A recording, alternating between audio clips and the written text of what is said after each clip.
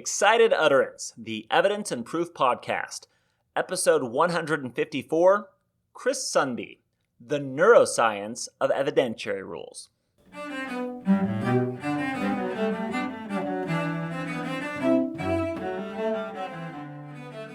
Welcome to Excited Utterance.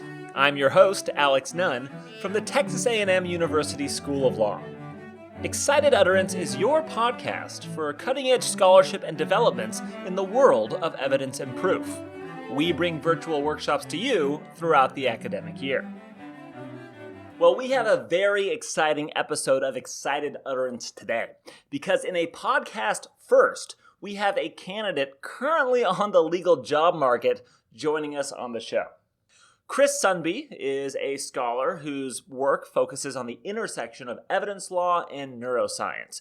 His past scholarship has been featured in the Texas Law Review and the University of Connecticut Law Review, and today he's joining me to discuss his most recent draft entitled The Neuroscience of Evidentiary Rules, the Case of the Present Sense Impression. Now, Chris not only has his JD, but he also has a PhD in neuroscience, and he takes that background, that skill set, and has conducted numerous experiments testing whether many of the hearsay exceptions that we have, such as the present sense impression, whether they are actually justified by empirical neurological data, or if they are instead, to borrow the words of Judge Posner, folk psychology. So that's where my conversation today begins. You'll hear me asking a few questions about his background in neuroscience, its intersection with the law, and specifically what he found out about Rule 8031. Of course, Chris's experiments, his research, opens up a broader discussion about what we should be doing in evidence law generally and the current state of evidence law. Is it normatively and empirically justifiable? So obviously then, this is an incredible piece. Chris is an amazing scholar. I have no doubt that he is going to land at a top law school. So I hope you enjoy my conversation with Chris today. Chris, welcome to Excited Utterance. Thanks, Alex. And I have to say, I'm very excited to be here. I love it. I love it. Well, I'm excited because today we're talking about evidence law and neuroscience. And I was thinking last night, there has to be no cooler combination of topics than evidence law and neuroscience, right? This is like the coolest thing I've ever dived into. But before we go into your paper, I want to begin with a basic question. What led you to focus on law and neuro?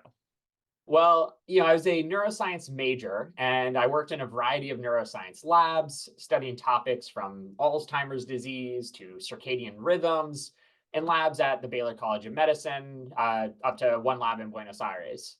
But I realized that while I love research, I wanted to use neuroscience in a way where it could have a broader impact on policy.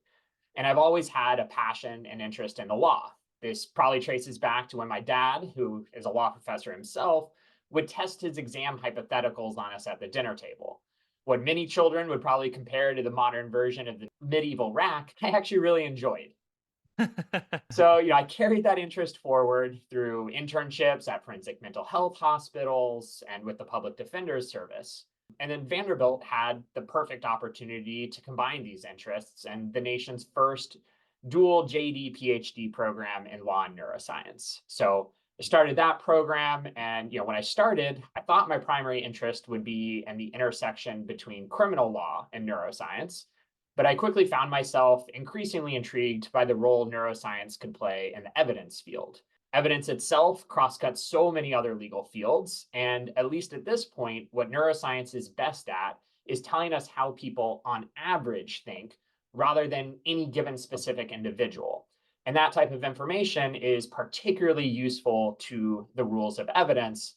And so that's, a major focus of my scholarly agenda. I mean, I have to say, it just sounds so cool, and I can't wait to dive into this because of that.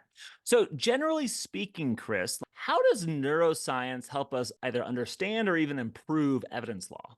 Yeah, well, to reference the deep cut from your own archives, on your 100th episode, you and Ed talked about a broader project for the evidence community of re-examining the rules of evidence in a wholesale way, given the social science available today. And I think neuroscience has a role to play in that discussion. And I think a project like that takes a team effort across multiple fields, but neuroscience should be a part of that team. And it contributes a different type of insight than social science by providing a greater understanding of the actual cognitive processes involved. And that understanding can give us greater confidence in our conclusions and allow us to extrapolate more to different situations than behavioral studies alone. So I think neuroscience has a role to play in that broader project. I couldn't agree more. I think that it's going to be instrumental in the years to come. So let's talk about that. What do you see, Chris, as some of the potentially psychologically problematic, if you will, rules of evidence? So, for example, Judge Posner famously said that the hearsay rules are premised on, quote, folk psychology. Do you think that, for example, is a fair characterization? I absolutely do. And he has identified two of the most apparent in the present sense impression and the excited utterance, one of which is obviously the focus of my paper, and the other the title of this podcast. But there's also, the dying declaration, which for some reason the IRB to date has been resistant to my proposals to test. And beyond the hearsay rules, there are many more that are frequently maligned, such as limiting instructions that assume people can either unring the bell or use evidence for one purpose but not another, and more deeply embedded assumptions such as what is unfair prejudice. And you've already seen scholars turn to psychology and neuroscience to critique these rules, with work by scholars, for example, like Susan Bandis and Jessica Salerno on crime scene photos and the role of emotion in decision making.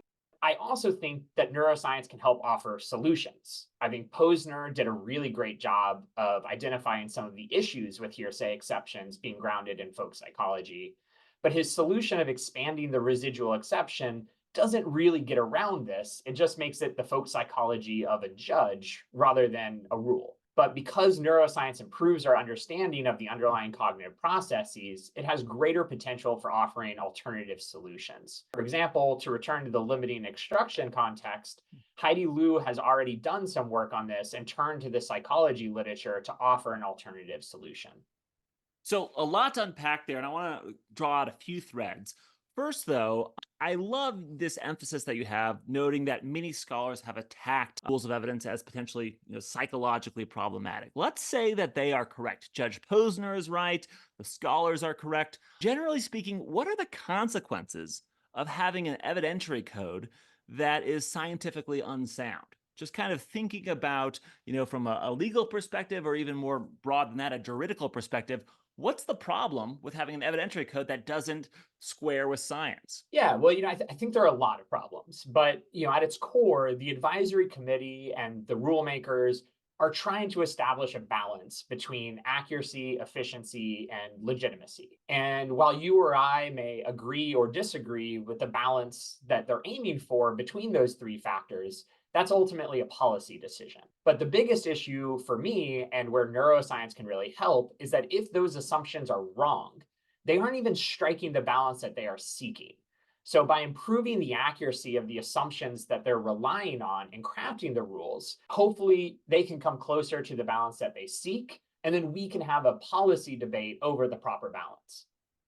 So, at the risk of sounding too much like a fanboy right now, your scholarship in particular is amazing because you don't just critique the rules of evidence like all of us, you actually test evidence law's psychological claims. So, in the paper that we're talking about today, you scrutinize Federal Rule of Evidence 8031's hearsay exception for present sense impressions. You talked about that before. We've introduced it, but tell us a little bit more about that rule.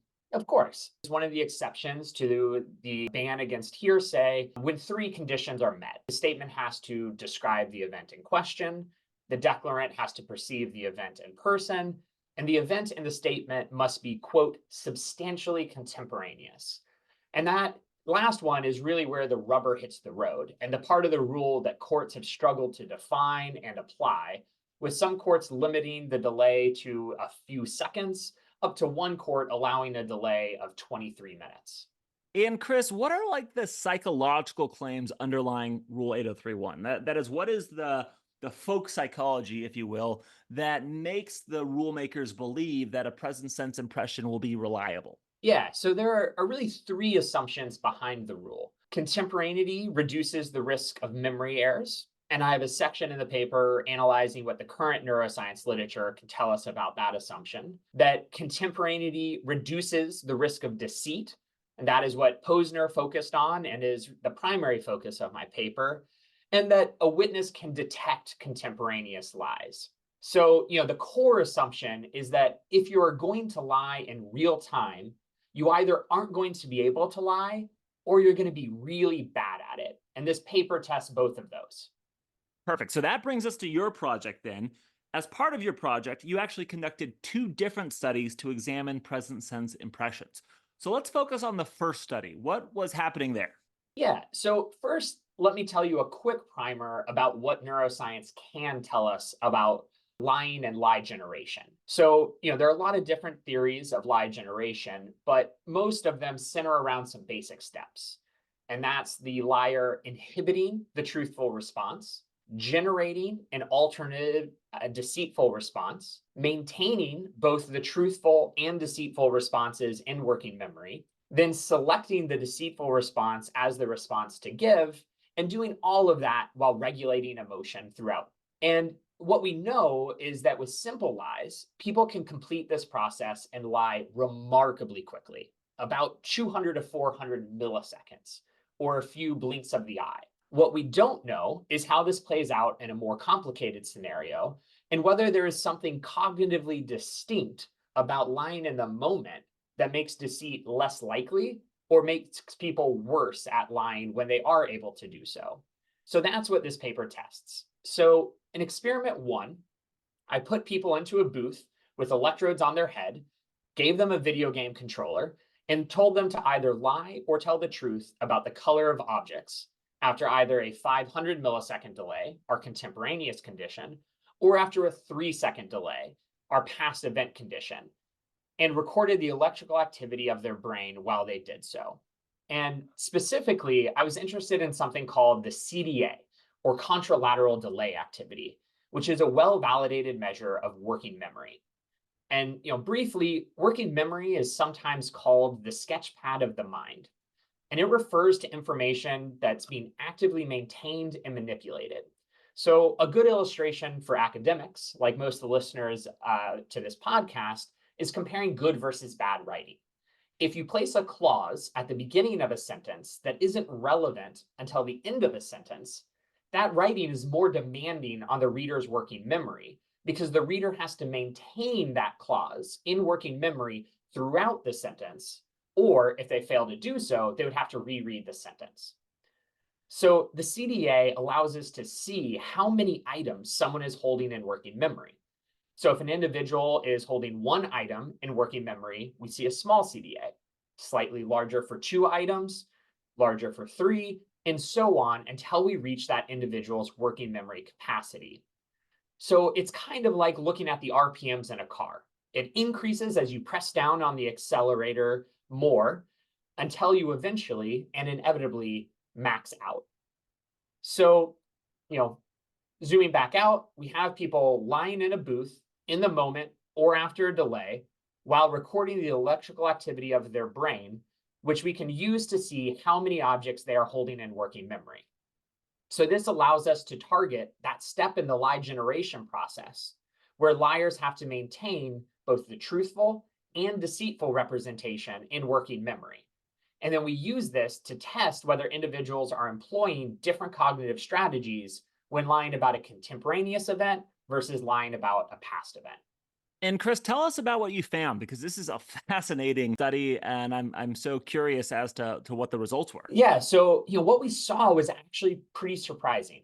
When individuals lied in our delay condition, we actually saw a lower CDA, a lower working memory load, when individuals lied compared to when they told the truth.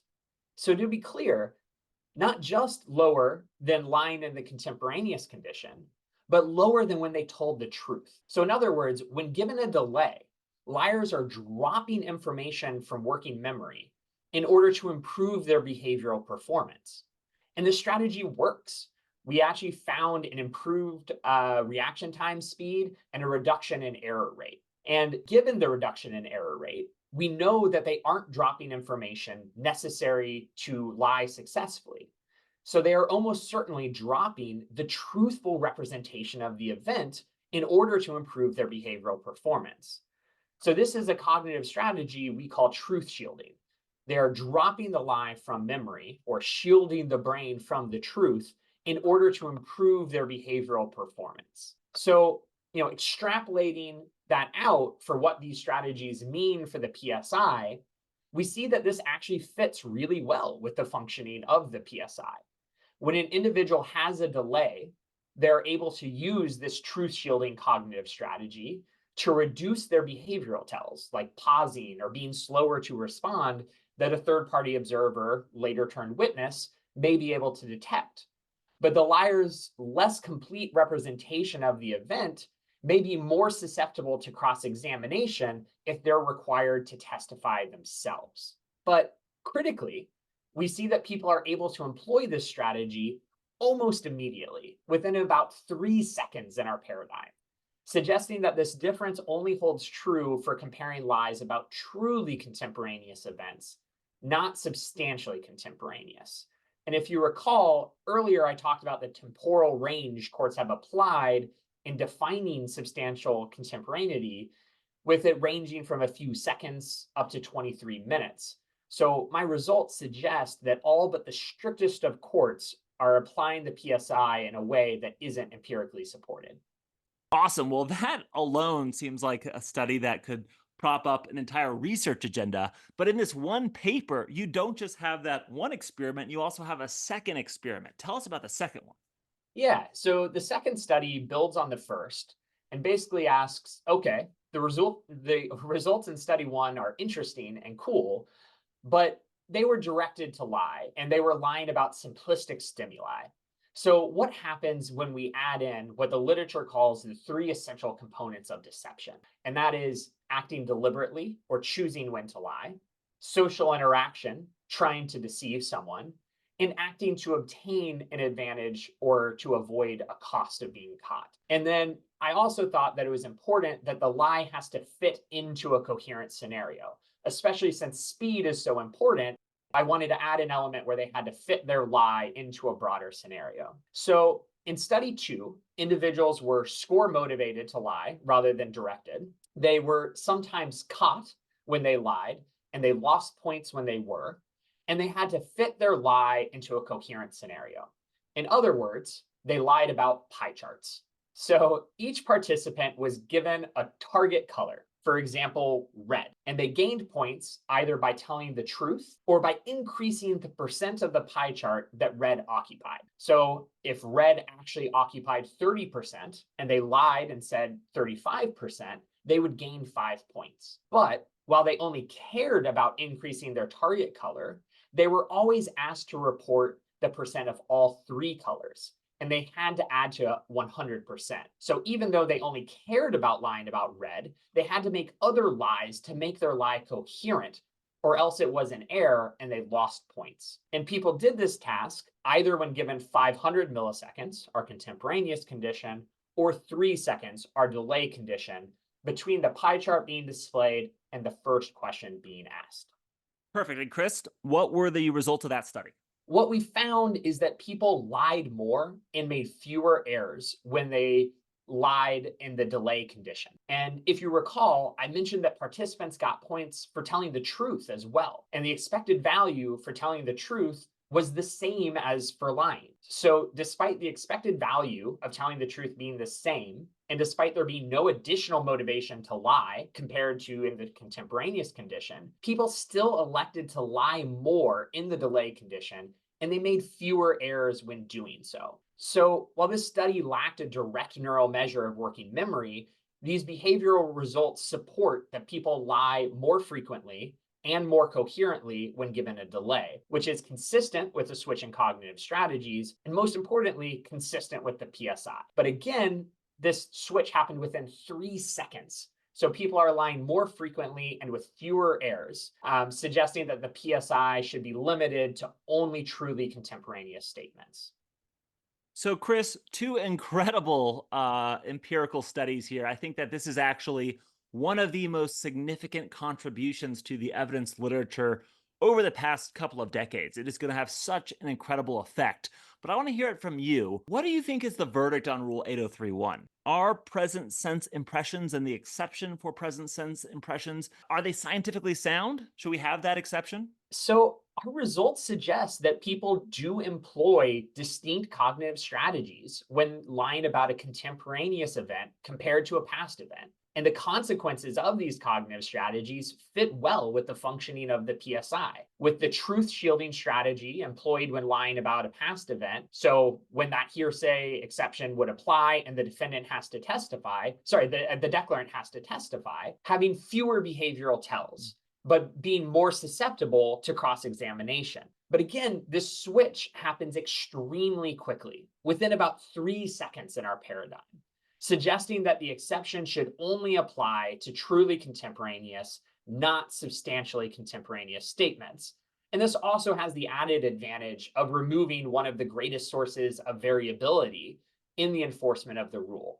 Now, it's also worth noting that while our results support a cognitive basis for the PSI for truly contemporaneous statements, participants still lied about 44% of the time when lying in the moment in study 2. And that's despite the expected point value for lying being equal to truth telling. So, while that is less than the 53% lie rate when people were lying after a delay, it's worth asking whether contemporaneity is enough of a safeguard against deceit to justify the PSI exception at all. So clearly, some problems, at least with the current formulation of Rule 8031 and its kind of extension to statements made seconds after an observation. What should we take from those problems? And what I mean by this is moving beyond Rule 8031 and the psychological problems you identified with it. Should we be more worried about the rest of evidence law? What insight does your study hold for evidence law in general? So, this whole project really serves as a proof of concept for the added value neuroscience can provide in assessing these psychological assumptions. By understanding the switch in cognitive strategy rather than the behavior alone, we have a greater understanding of the types of lies produced in these scenarios and how they interact with the functioning of the PSI. And it can provide similar insight in assessing other rules and to the evidence field generally. Perfect. Last question, Chris. What's next for the literature here? I think there could be probably a million projects, but what type of paper, in your opinion, would shed additional insight on this kind of scholarly trajectory? Well, for this particular issue or rule, these studies looked directly at the cognitive processes of the liar. And my next project on this issue looks to the other side of the equation, the listener or the potential witness, relating what they were told. And while the literature shows that individuals generally are terrible lie detectors, maybe there's something different about lies about contemporaneous events that make listeners better at detecting them. So I already have pilot data of people narrating videos of crimes either in real time or after a delay, and either truthfully or deceitfully, and then playing those recordings to third-party observers and measuring how well they can separate truth from lie. So that will assess the one assumption behind the PSI that this paper didn't really reach, and that's whether these types of lies are easier to detect by a third-party listener. Chris, I think that this has been one of my favorite discussions in recent memory. It's an awesome project. Thanks so much for coming on Excited Utterance. Thanks, Alex. Really appreciate it. So I could not have enjoyed my conversation with Chris more today. I think that his skill set, his background not only in evidence law, but also in neuroscience, is going to be increasingly important for the field of evidence. For decades, the last few decades certainly, scholarship has primarily focused on normative and specifically cultural problems with the federal rules of evidence in particular.